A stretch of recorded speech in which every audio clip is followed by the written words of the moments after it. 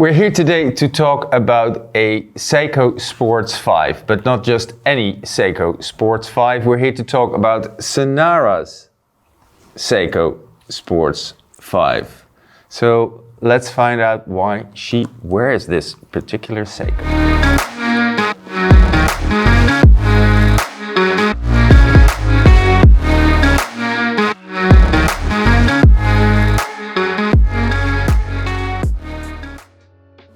Before we dive into this particular is it limited actually? Is it limited? Yeah, it's a limited edition. It's limited, a limited edition. We're going to talk briefly about the history of this watch. In 1963, Seiko introduced the Sportsmatic 5, and that is a very significant watch because it was the first automatic Japanese wristwatch. It got the nickname Seiko 5. And that is because of the 5 characteristics of the watch.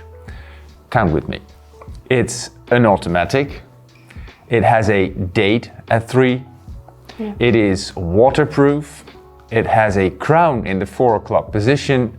And it has a robust case and bracelet. A sports watch. The Seiko 5 was always about durability. And in 1968, beautiful year by the way, Seiko upgraded the watch and made it even more robust. The new watch that came out in '68 was even more sporty, and it was aimed at young people who had an active lifestyle. That's how they market this stuff. It's definitely not me. And now we jump to 2019 when the Seiko 5 was reintroduced. It had been away for quite a while and Seiko decided, you know, we're gonna bring it back. It made Seiko fans nuts. Of course, in 2019, the importance of having a sports watch that is water resistant, robust, was not very instrumental, functional, what have you. But Seiko still insisted on keeping 5 key elements for the Seiko 5. Seiko 5 S's. The S's now stand for sport, street, suit, style, and sense. And as you would have guessed, this is all about lifestyle. I said lifestyle and I probably said it in a way that it sounded like a dirty word, but I don't mean it in a dirty word kind of way. I like lifestyle. My hobby is lifestyle. I read that on a resume once. Oh, really? Yeah, someone had a hobby lifestyle. Anyway, back to lifestyle, because I even dressed up for this watch. Because we're looking at Sinara's watch. Could you tell me something about this particular Rowing Blazers edition? I really love this watch. I fell in love with it as soon as I saw it. And the thing is, this is the second collaboration between Rowing Blazers and Seiko. I loved the first collaboration and I really wanted the Rally Diver, I think that's what it's called, with the checkered dial, bezel. Bezel. Sorry about that. With the checkered bezel and the pastel pistachio green NATO strap. That was so cool. I couldn't get my hands on it in time, unfortunately. So I just always kept refreshing the page and everything, and it was never back in stock. But I saw that they were releasing a second round 2 of the collaboration. And I genuinely think it's good that I didn't get the first one because this just feels more me. Also the size with the bezel and everything. Yeah, it's way chunkier. Yeah, that one was way chunkier. This is a bit more smooth. Yeah. What is the secret of the success, would you think? Why does it appeal to you? Oh, I think just Rowing Blazers in general as a brand appeals to me. So tell me a little bit about Rowing Blazers, the brand Seiko collaborated with. So Rowing Blazers is an American clothing and accessory brand founded by Jack Carlson, and they're mostly known for their preppy style, which is why we dressed up today. And they're mostly known for that, and they also do limited editions and collaborations with brands. They also do vintage watches, don't they? They sell vintage watches, and this particular watch was in collaboration with Seiko, but it's based on an original watch that the founder of Rowing Blazers had. A vintage Seiko with an orange dial. Because also Eric Wind had something to do with it, the vintage watch expert. It was designed by Eric Wind and Jack Carlson in collaboration with Seiko. And it came in 4 dial variations. So the black one, which is the one I have, And then there's an orange one, which is based on the actual vintage watch that Jack Carlson has. And then there's a green one and a blue one. Yeah. Thing is, you could have chosen out of, I don't know, countless collabs between, there's so many Seiko 5s that have, there's the Brian May, the Queen guitar player. There is also, there's Street Fighter. But somehow this was the one you had to pick in this sea of limited edition Seiko 5s. Right. I think it's also because my background is more, like my interest is more fashion. So I like Wrong Blazers as a clothing brand. So I genuinely love what they're doing. I love their clothes. I love their sweaters, their blazers, everything. Their accessories are super cool. So it appeals to me as a fashion brand first, which is why I thought that the collaboration they had with a watch brand would work for me, because I like watches and I like fashion. I'm not specifically like a watch person per se. But you own a Speedmaster. I do own a Speedmaster. So I got this watch, which was, well, Speedmaster was my first real watch that I got for myself. And it's like my biggest like watch to date. And it's a steel watch and it has a black dial. So since I got So does this one. Exactly. So I was like, I'm never gonna get another one because it's gonna look the same, you know? And it's also like, I had a sports watch. So I was like, maybe I should really go for like a dress watch because I don't have like a classy, smaller, dressier watch that I could wear in the evening. Although I do wear my Speedmaster in the evenings as well with like a more formal outfit. But when I saw this, I just couldn't let go of it. Like it was in my brain and I was like, I have to have it, I have to have it. And I thought it was gonna be sold out immediately, which is very funny because it was going live. It's for the American market. So it was going live at 5 p.m. Amsterdam time. And I was like 4:55. I kept like refreshing because I was like, I don't want to miss this drop. That's how you do it. That's it. You pick up quickly here at Fratello. So it was like 4:58, I think, that it was live. And I bought it, like I just immediately, I was like, yes, yes, yes, paid. I got the order notification like that it was confirmed at 5 p.m. And at like 5:05, I got sold out. No, I got a message from Wrong Blazers like, oh, it's now live, you can buy it. Okay.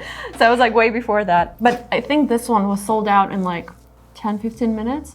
But the other colors were still there during the This was the most popular one. Yeah, so this got sold. This was sold out like in very quickly. Because I saw it in New York while I was in New York. I saw it on Eric Wynn's wrist. Oh, really? Yeah, he was wearing it. Yeah, wow. yeah. And then I already knew it was awesome. And then I saw it on your wrist, and it was actually confirmed that it's an awesome watch. You mentioned the price. Well, you didn't mention the price, but you should mention the price now because I'm wondering. I paid around $650 with like VATs and stuff, but I think on the American website it's $499 US. How important was the price? Was it because it's an automatic? It has a bracelet. Did that play a role in? Okay, I'm okay with paying that price, or was it all about I just love the way it looks? I think it was mostly I love the way it looks, and I know it's gonna be with me for a long time. So it's like, it's an investment. Because for me, like watches are, you know, if I decide to buy something, I have to like budget it. And so it was an investment. And then what also further motivated me to spend that money was like the first drop that I missed. I think it was around the same price or 500 something. Yeah, something like that.